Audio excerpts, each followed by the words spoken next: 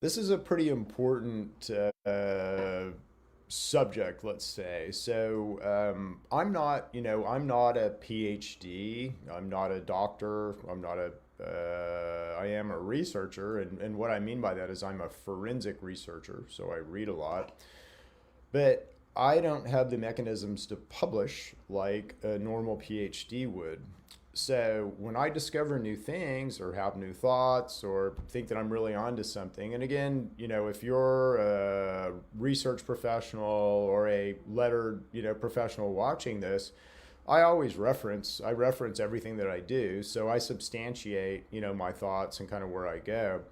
But I don't really have a mechanism to publish. And so this is my mechanism. So this is a pretty important subject that I'm going to be dealing with today. This is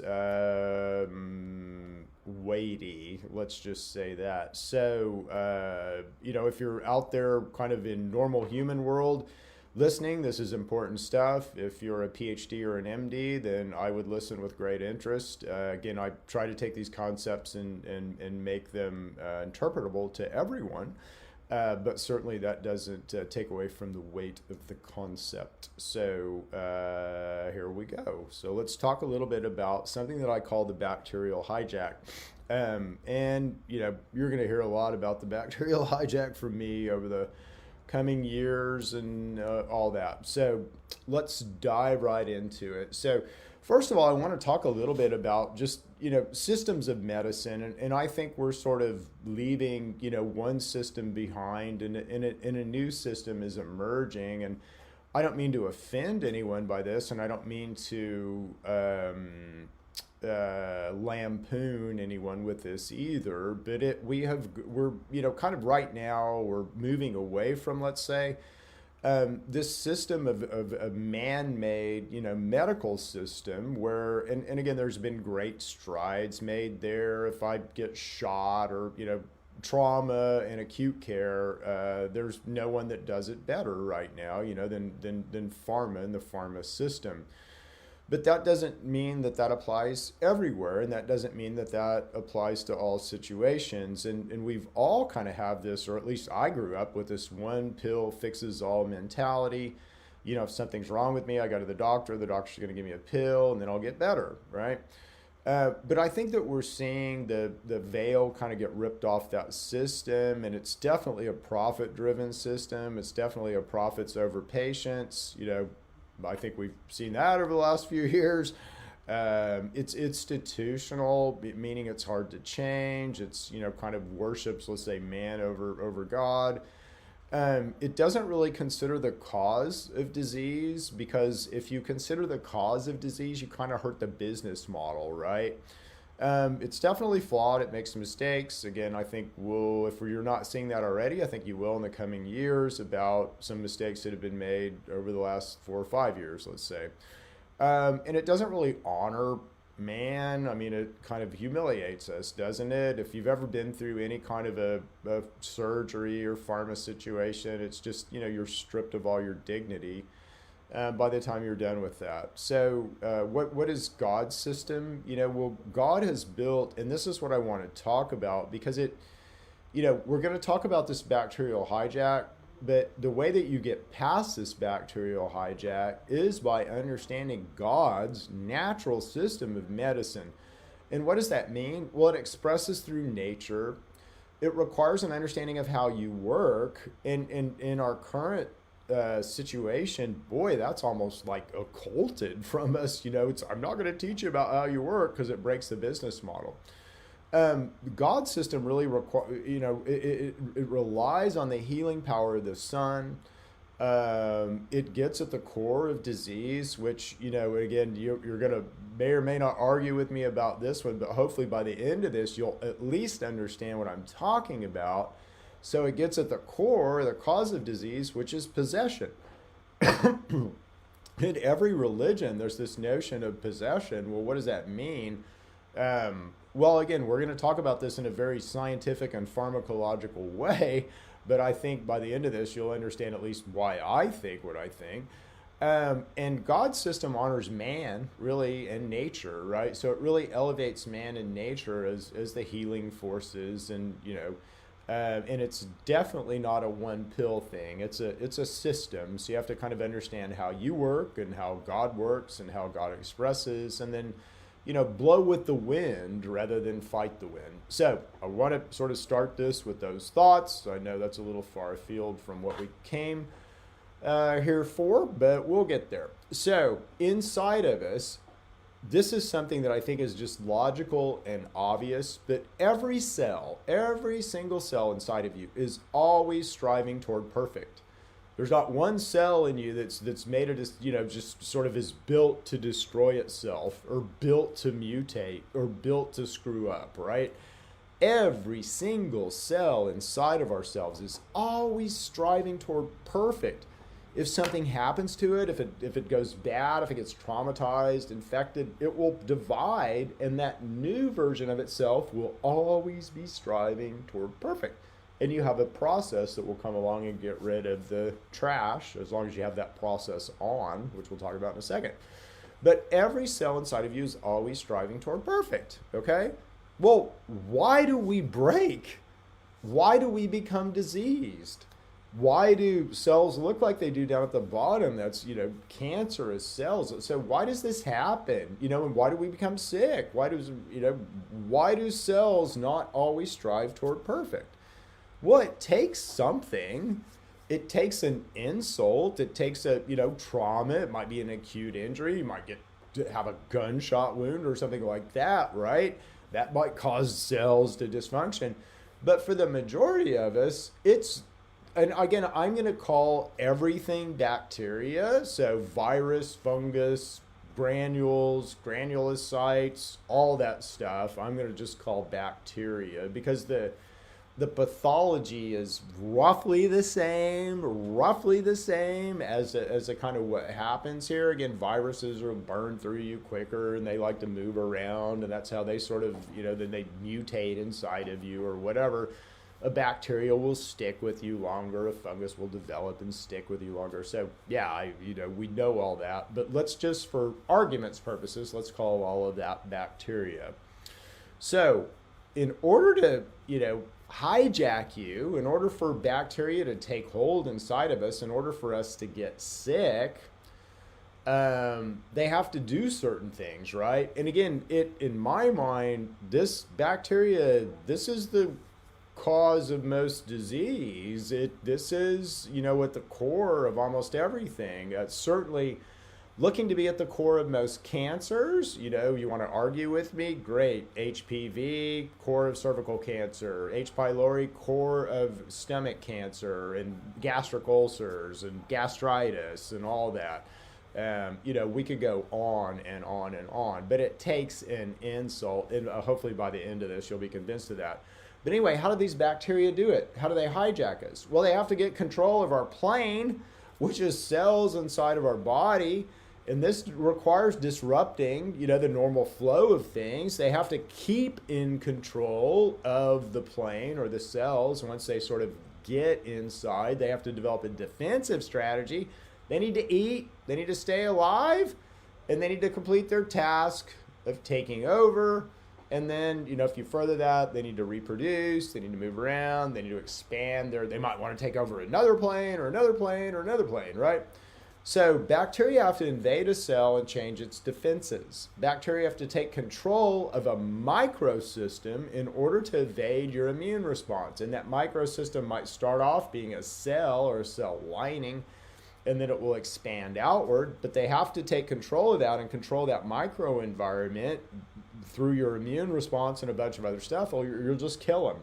You've got lots of ways to kill bacteria. Again, they have to work pretty hard to be able to defend themselves and build a little fort.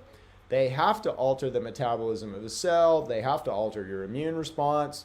They have to consume resources. They got to eat something to stay alive. And they've got to reproduce to expand their territory. So let's explore this. So I believe this is new. Again, you can sort of find information like this, but I don't think anybody's ever presented all this together in one look before as a, let's say, scientific argument. But anyway, the first thing that has to happen is the attachment. So these bacteria have to attach to us. And we'll sort of use H. pylori as a good example, but they all kind of work in the same way.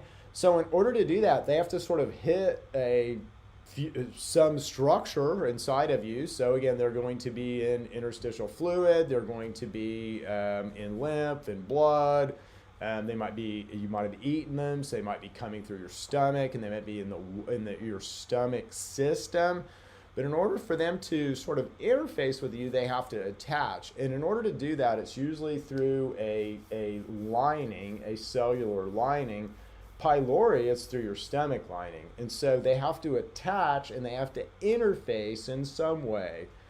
The way that they do that is through a phospholipase process. So when you need resources from cell walls and stuff, you pull those resources from cell walls and you use a process called phospholipase to break apart that sort of structure and pull out useful ingredients like fats and amino acids and things. Well, fats mainly, and phospholipase and glucose.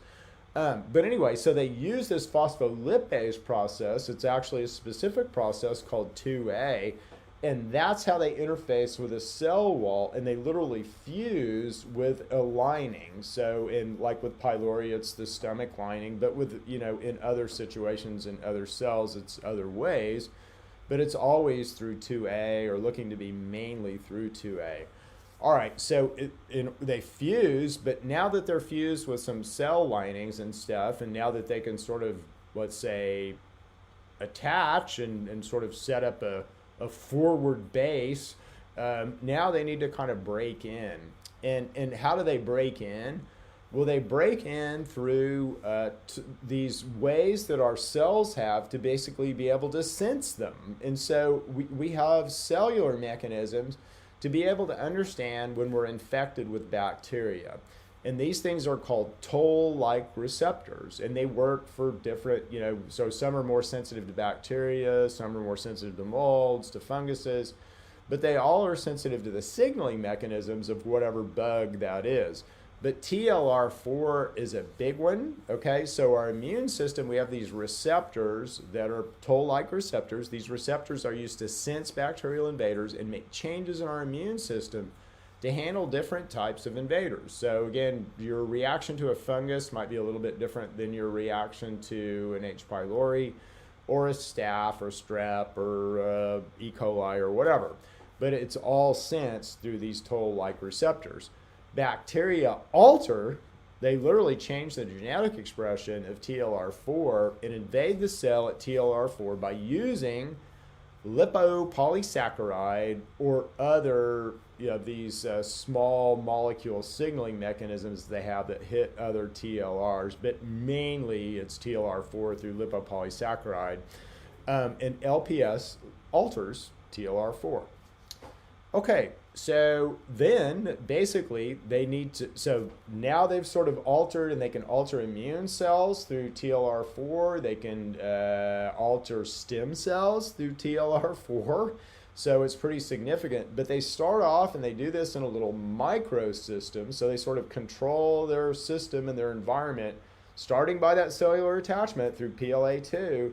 But then they start controlling their microenvironment and expanding their microenvironment and proliferating. One of the mechanisms of proliferation that they use, and it's arguable, and this is really neat. It's a great area for research, if you're a young, bright mind out there, but it's arguable whether this is a proliferation strategy. So like if LPS is used to metastasize and to move around, or like seeds, I guess is the best way to say it, or if LPS just is a sort of a strategy to cause you to inflame, and when you chronically inflame, you're not worried about my little micro fort down here that I can continue to build. So that's still arguable as to the strategy basically of why these bugs use LPS, but they all use LPS and it works. It works very well. But is it seeds, or is it, protect my fort, cause enough noise and confusion over here to where, you're not going to sort of invade my fort? That's still arguable. That still needs to be proved. So I pulled the bottom graphic there is LPS. That's what it looks like. You can see its structure there over on the far right. So it's amino acids fused with fat, which is kind of interesting. It's got some sugar there on the side, the, OHs and acidic or ability to cleave those off and make an environment more acidic or more alkaline, which is kind of cool. So there's a lot right there in that little LPS. Does LPS cause cancer? So I'm just reading from this study here, a link on this information. But in addition to the risk of sepsis, recent research has revealed that immune activation by LPS, and LPS causes chronic inflammation, can also be detrimental in cancer. This is because the TLR4 receptor plays a key role in enabling cancer cells to grow and metastasize. So again, here we are right back to TLR4, to LPS, to how things grow and how things proliferate. But I don't think LPS is a seed. I think it's more a strategy, a sort of a distraction strategy. And LPS, you can see, the nice thing about like some of these new technologies like thermal imaging is I can pretty much, in your lymphatic system at least, I can see if you're chronically inflamed or infected. I can see if you have LPS. What does that look like? Like everyone I see, frankly.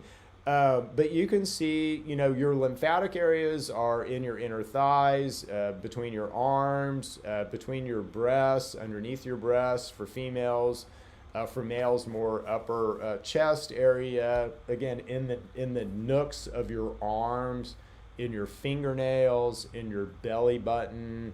So look at how, and white is hot, but again, I think very obviously you can see how hot these people are. You should be one constant temperature. Your body always wants to maintain a constant body temperature. So these people all should basically be the same color, with a little bit of a sort of lessening of body temperature out to your extremities. Yeah, this is what everybody looks like, okay? So everybody has this heat in their lymphatic system. This is LPS. This is chronic inflammation. This means that these people have a bacterial infection that's very active and chronic. Okay, so the bacteria then, how else do they defend themselves?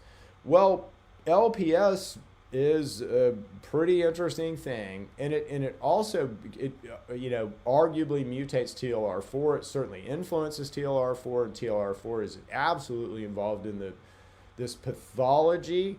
TLR4 sort of loses its function, through this bacterial hijack. So likely it's altered. But LPS also mutates a protein called P53. Now, P53 is your main cancer-fighting protein.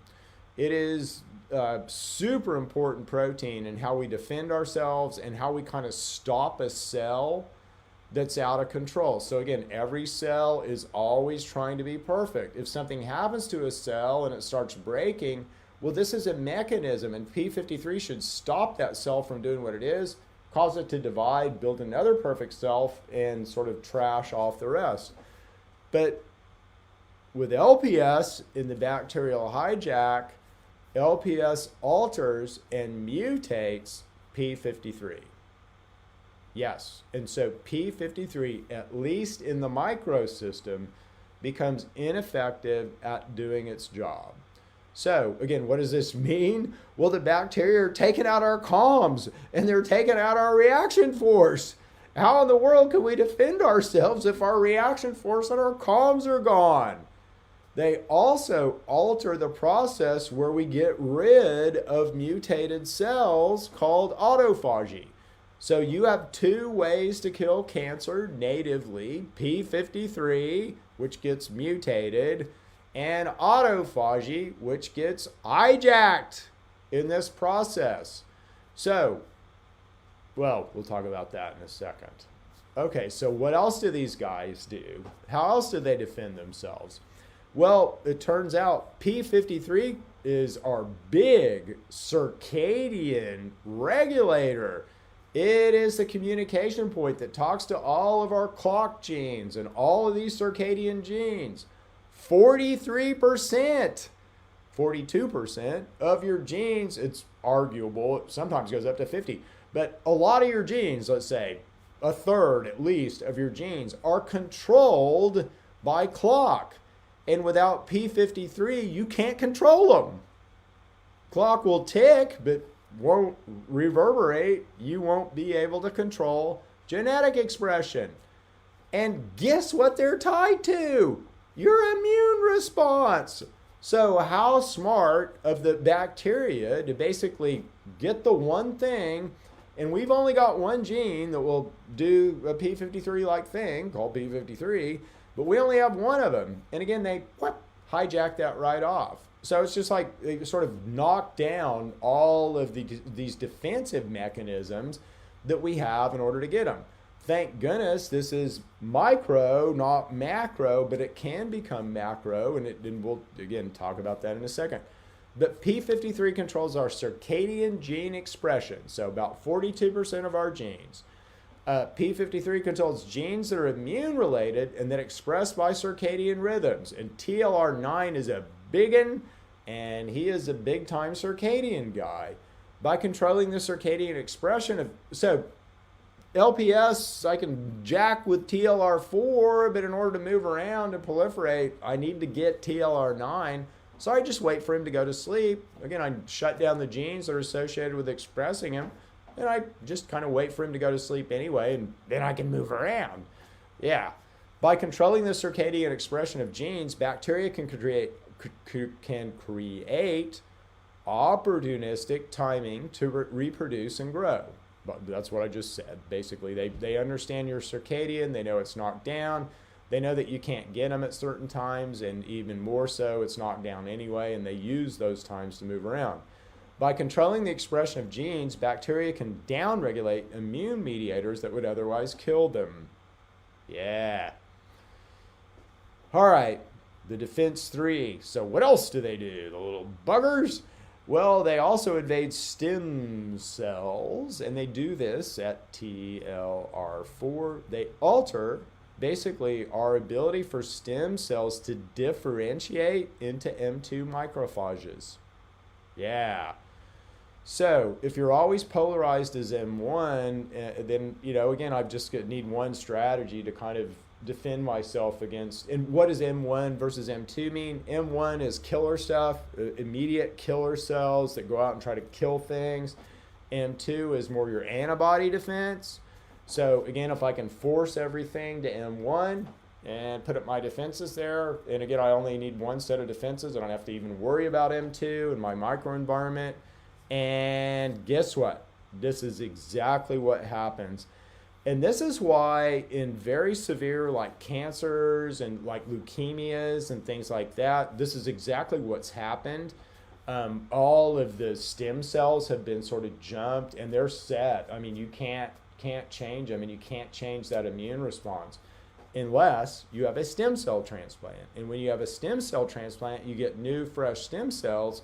And again, they begin to change that whole situation in the bone, and they begin to rewrite that whole situation. That's a very severe thing to do, to have a stem cell transplant. It's hard on you, but again, it will change this situation. And this is the same thing that happens with metastasis in cancer. We'll kind of draw those parallels here in a second. But this is more severe as this bacterial hijack sort of gets worse and worse and worse. This is the last stage. And if it can get in and mutate basically stem cells in bones, it's game over. It's the same as metastasis with cancer. So by invading stem cells, bacteria can alter them. Bacteria force macrophages to polarize as M1. So they force them into a killer rather than a healer mode. This effectively takes away our anti-inflammatory response. So again, you only have, if you're polarized to M1, you only have an inflammatory response. You don't have any anti-inflammatory response.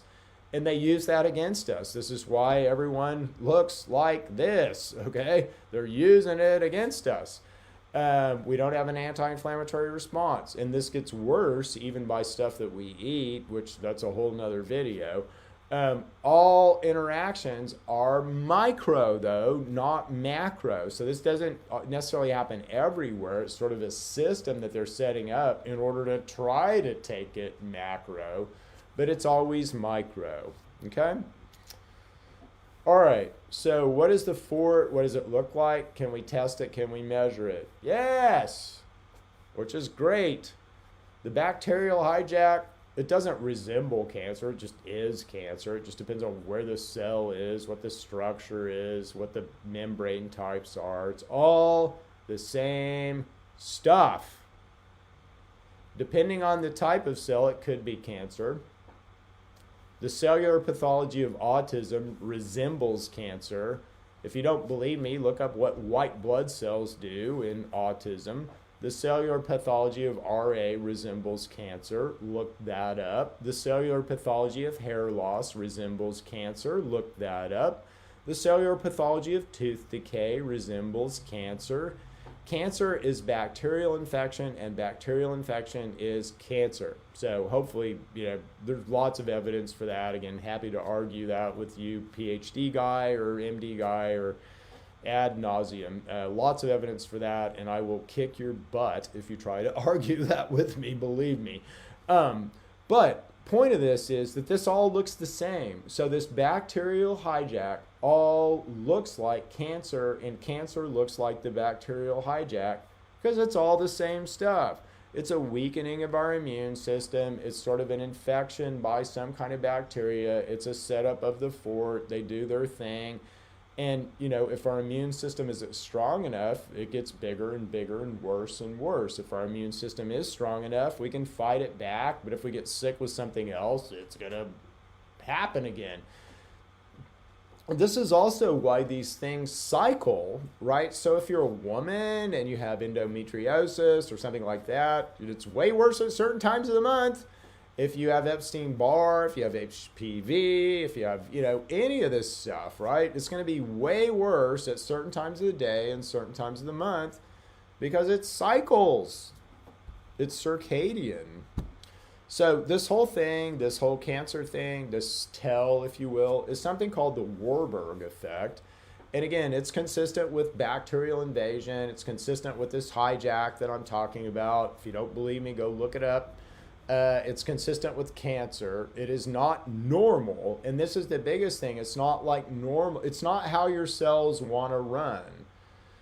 Your cells only run in Warburg in very specific, and this is without the bacterial hijack or cancer. So they will run in Warburg, but only in very specific instances. And it's only when your cells are proliferating or growing.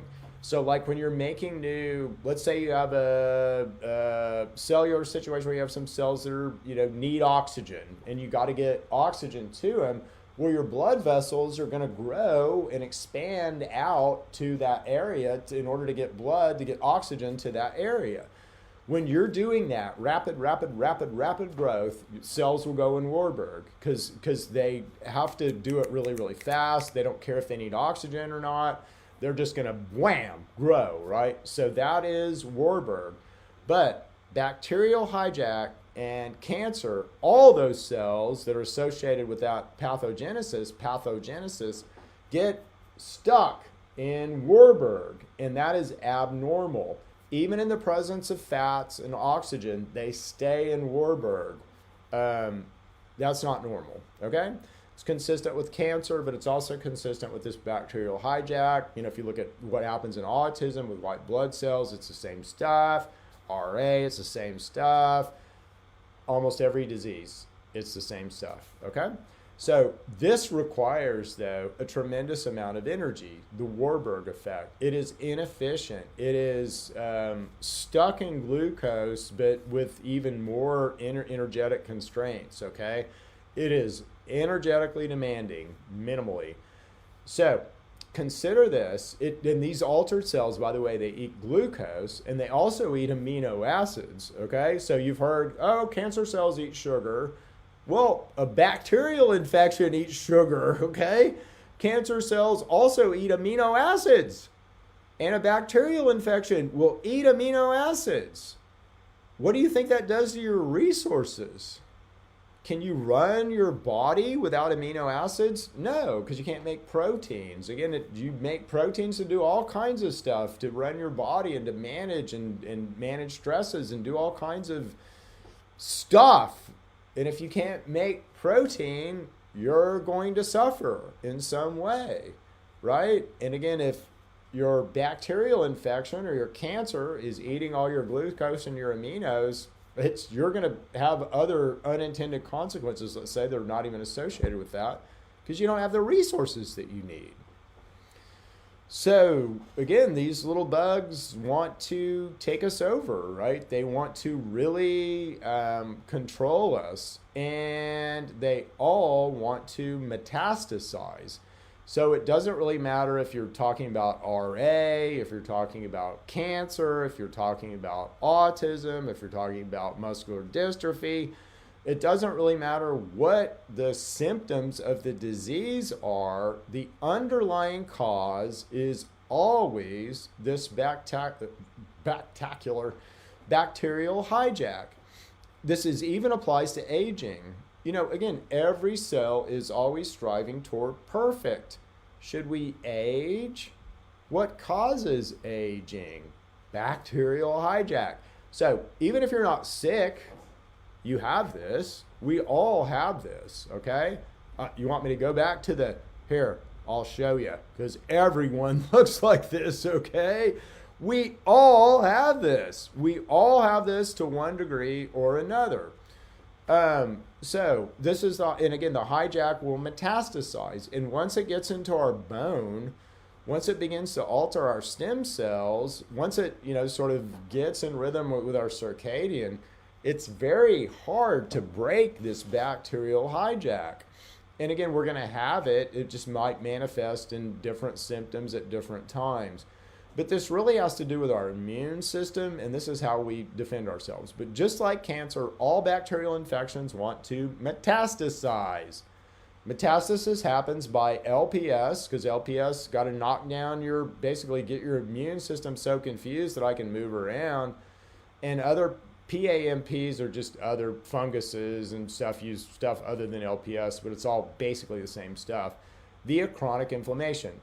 This means from their first fort and building secondary forts. So what they want to do is set up a home, set up a fort, and then be able to move around, right? So I'm going to move to a different organ system, or I'm going to move to a different lymphatic system, or whatever it is. This could be different organs depending on the bacteria, different systems. It just sort of depends on the bacteria and you. This could be more deadly depending on the bacteria and the state of your health, okay? So again, stuff that we think of as super bad and deadly, like tuberculosis, let's say, I see in people all the time. Again, it's more about your immune system and, this metastasis and sort of being able to fight back this attempt at metastasis by these pathogens.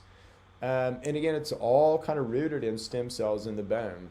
So how prevalent is this hijack? Well, again, why do we age?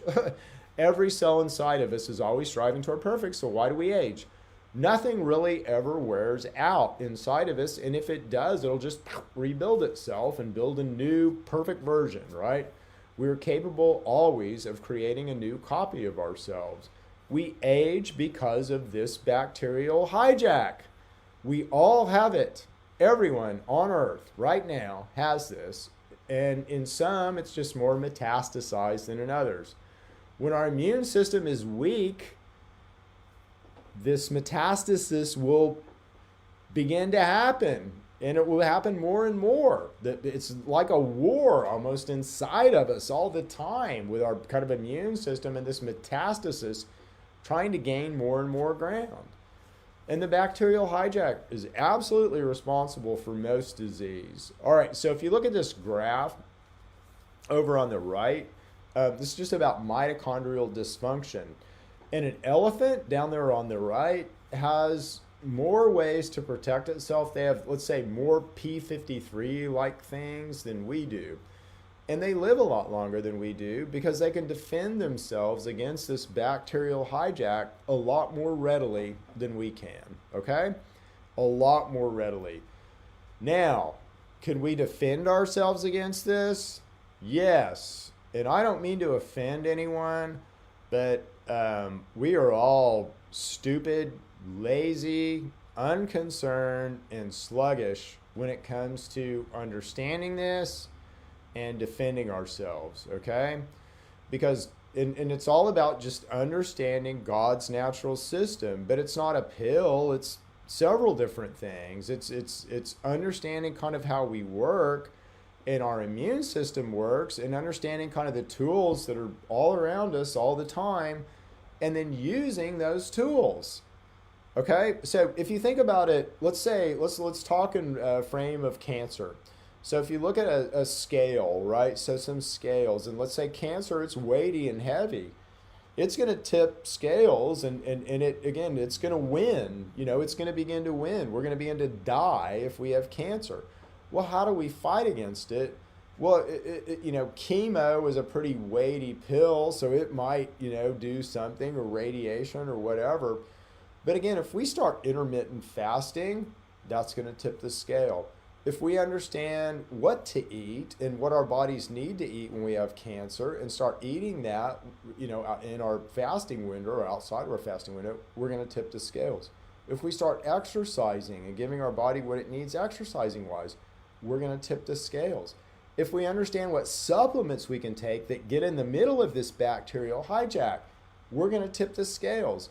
And then if we throw in a major effector like a chemo, or like a radiation, or like a THC, or like a fenbendazole, it's game over, okay? So that's what we're talking about. But we need to understand how we work, and we need to understand all these scale tippers in this God system of medicine over here that will tip the scale. And it's not just here, take this pill. It doesn't work. And I'm talking, you could put cancer over here on this, but this is all disease. If you're suffering from a disease, it doesn't really matter what it is. These principles work. And in God's system of medicine, we should be like this all the time. Cancer might come along, but it ain't going to get us. COVID might come along, it ain't going to get us. Other things might come along, and they ain't going to get us. So breaking the hijack is another thing, but sort of defending against our ability to become weak and sort of get sicker from this, we got that figured, okay? God gave us an immune system, but we must get past our own idiocy and ignorance. We got to wake up and understand the importance and gravity of this situation. So here's some examples. The act of eating effectively turns off our immune system for 5 hours. That's pretty important to know.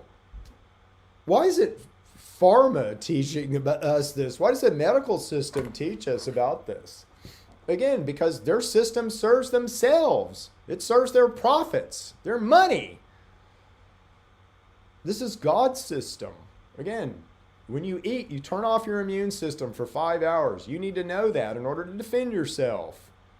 Another example, not eating the right amino acids results in an altered immune status. You can't defend yourself if you don't eat the right stuff. Not being in the sun, and I spell that in the Jesus way, but it's the physical representation of the sun for at least 2 hours alters your immune status. You can't be as strong. Dietary sugars make us super weak and vulnerable. Where is this talked about in the pharma system, in the medical system? You have to go to the internet, and it's gobbledygook about all of this. You can find good information, but it's mostly gobbledygook. Again, there's a narrative that's fed to you. Hopefully you're waking up to this. You're chaos and confused in order to make your immune system weak, to make you a profit center. That's the truth. What can you do? You can understand God's system of natural medicine. You can understand what nature has built for you, what's out there. Understand how you work. What does every single religion tell us to do in order to improve our spirituality, but probably for our physical health as well? Fast. Now, I'm not saying go on a 7-day or 40-day fast. I'm just saying intermittent fast. We can all start there. That's, you'll find that's hard enough to do, but that's a big tool. Listen, if you eat breakfast, lunch, and dinner, you effectively have maybe 4 hours of immune response in the evening when you're asleep. You got 5 hours when you eat breakfast, 5 hours when you eat lunch, 5 hours when you eat dinner. Eat a snack before bed, another 5 hours. Maybe 4 hours you have to defend yourself against cancer, to defend yourself against, E. coli. If you can eat in a 4-hour window plus 5, that's 9 hours. You have 15 hours of immune defense and cancer defense and all of that. Fast, intermittent fast. That's why we're saying it's a big tool. I'll take 15 hours of defense over 4. These bacteria are smart. They're good. They know what they're doing. We need to understand that what we eat is a big tool in defending ourselves. I'll give you a quick example.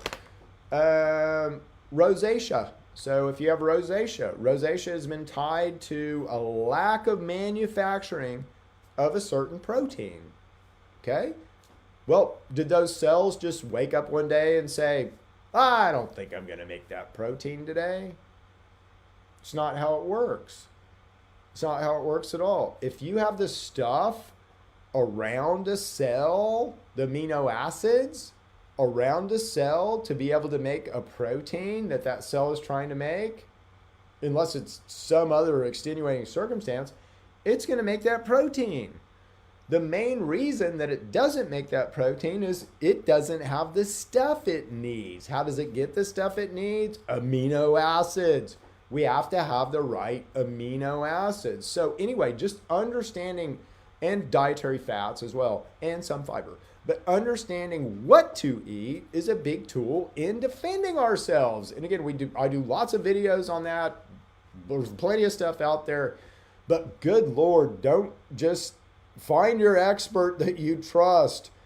Even that expert, discern what that expert says. I mean, don't take internet stuff at face value. Don't even take my stuff at face value. Strip the bark off of it. Make sure I'm right. I reference everything, so you can go back through this and look at all the studies I'm looking at that I reference. But, again, pay attention to who you're listening to, too. Understanding God's system of plants, and then understanding God's system of plants and how they help boost our immune system is a big tool in defending ourselves. Plants help a lot. And again, very early on when I started studying plants, I realized this. God is not so cruel as to create one plant that will sort of, cure cancer, right? And you've got to go to South America to find it. That would be a cruelty. That is not how it works. So there are different plants that do different things, but let's say within a square mile of you or 5 square miles of you, you will be able to find a plant to do anything that you need to do to heal or fix yourself. And that's God's system. That's God's system of nature. That's just how God's system works. So here, in Oklahoma, it might be, snake root versus turmeric. And I don't know I haven't even looked at that, but it's going to be, I can't grow turmeric here, but I'm going to have some turmeric-like plant or plant that has properties of turmeric or pieces of turmeric here right around me. And that's just God's system. But anyway, understanding that system and then understanding how to apply that system to the bacterial hijack. How do we defend ourselves against bacteria? How do terpenes help to defend us against bacteria? How do nature provides us with these antibiotics? How does all that work, right? So understanding that system, super duper important. But the biggest tool, the biggest tool is understanding our relationship with that bright, shiny ball in the sky that we see every day called the sun. The sun has so much to do with your immune response, with vitamin D, with how do we defend ourselves, with our ability to not become bacterially hijacked. And it is super important. So all of these things, obviously, we're going to be talking about again and again and again, and where you out with. But I really wanted to lay this down. I think this is super important for science. Understanding this bacterial hijack. Again, it's not the genesis of all disease, but it's absolutely the genesis of most disease. And as we begin to understand this, we can break this bacterial hijack. We can understand the pathology of this stem cells in bone. That's a very hard one to break right now. Again, I think it's going to take light to do that. You need 222 nanometers of light. You need our big friend, the shiny ball in the sky called the sun, to really help us become completely disinfected and kind of start from a fresh place. But the science is out there to do this. I mean, this is, well within the realm of possibility. And what happens, when we get past this bacterial infection, this bacterial hijack? How long can we live? What other talents do we have that might turn on? So those are things that mystify me. Those are things that I'm curious about. I hope I've piqued your curiosity. I hope I've educated you some. That's the big point of this. And I hope, I've sparked some interest into research, and, all this stuff needs to be studied. If you want to, hey, I want to make a name for myself as a PhD, gosh, just gave you a lot of ways to do that, my friends. So anyway, have a good one. This is an important one. Hopefully you'll come back to this one in the future. We all will. Love you guys.